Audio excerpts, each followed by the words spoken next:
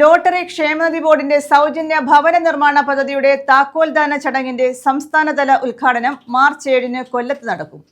CSI convention സെന്ററിൽ മന്ത്രി KN Balagopal ഉദ്ഘാടനം ചെയ്യുമെന്ന് ഭാരവാഹികൾ അറിയിച്ചു.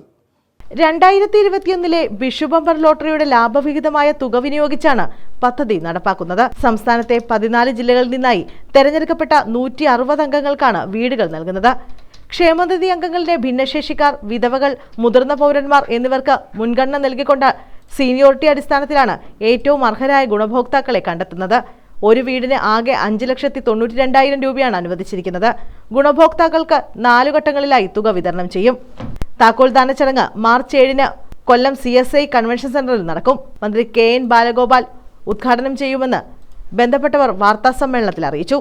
ശേഷം 160 അംഗങ്ങളെയാണ് ഇത്തരത്തിൽ ഭവന നിർമ്മാണ പദ്ധതിയുടെ ഭാഗമായി നമുക്ക് ഉൾപ്പെടുത്താൻ കഴിയുന്നത്. ആദ്യഘട്ടം 160 വീട് കൊടുക്കാനാണ് തീരുമാനിച്ചത്. 5,92,000 രൂപയാണ് ഒരു അംഗത്തിന് പണമായി മാറുന്നത്. തറ ഇട്ട് കഴിയുമ്പോൾ 1,00,000 രൂപയും, ഭിത്തി നിർമ്മാണം പൂർത്തിയായി കഴിയുമ്പോൾ 2,00,000 രൂപയും, വാർക്ക കഴിയുമ്പോൾ 2,00,000 രൂപയും, പഞ്ചായത്തിൽ നിന്നും നമ്പർ കിട്ടിക്കഴിയുമ്പോൾ ബാക്കി തുകയായ 92,000 രൂപയും കൊടുക്കുന്ന പദ്ധതിയാണ് സംസ്ഥാന ഭാഗ്യക്കുറി ക്ഷേമനിധി ബോർഡ് നടപ്പിലാക്കിയത്.